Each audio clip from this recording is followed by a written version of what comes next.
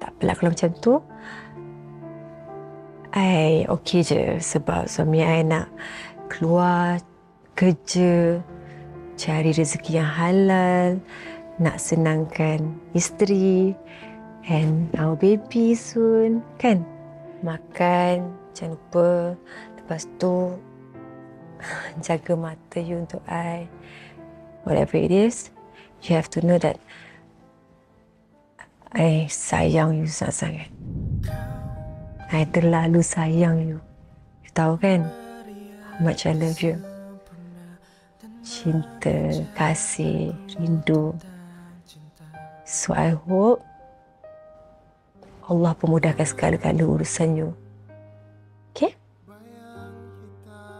Okay tak? Ya, okay. Okay. Good. I want you to know juga, I sayang you. I know. I cintakan you. I know. I takkan pernah tinggalkan you. And of course, you and our little baby soon to come. Jangan tinggal kita orang lama tau. Okay, I promise you aja, okay? Okay.